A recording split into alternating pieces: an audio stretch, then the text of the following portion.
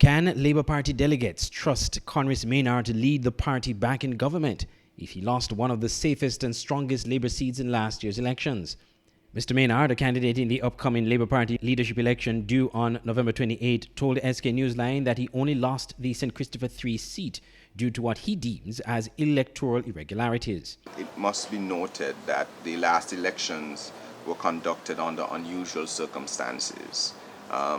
The government at the time utilized the state resources and the powers of a state of emergency to severely restrict our ability to campaign and get our message across to our supporters.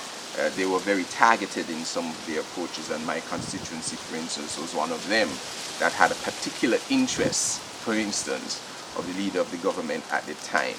And so they used their significant power to have an unfair advantage in the last election. And so it is fair to say that is not a fair gauge as to where the electorate is with respect to that constituency. The constituency remains a strong constituency, and we have identified where in that constituency we have to do the additional work. Up until the 2020 elections, St. Christopher 3 was a Labour Party stronghold and has never switched to any other party since universal adult suffrage. Mr. Maynard held that seat for one term after winning it for Labour in the 2015 elections.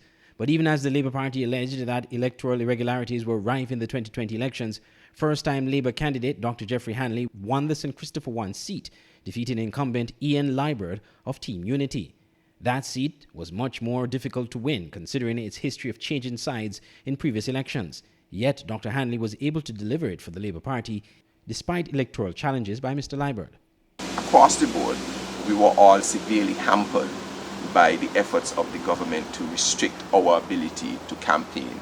But truth be told, that Dr. Hanley, with all the efforts that we have had and we have done within the party, also had what we termed as probably one of the worst candidates who was in government, and people were adamant about removing him.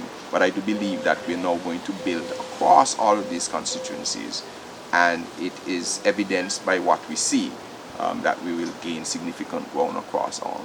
Meanwhile, Mr. Maynard said he has several plans for the Labour Party, including building a party headquarters. Dr. Geoffrey Hanley and Dr. Terence Drew are the other two candidates contesting the Labour Party leadership elections on November 28. I am Andre Huey for SKN Newsline.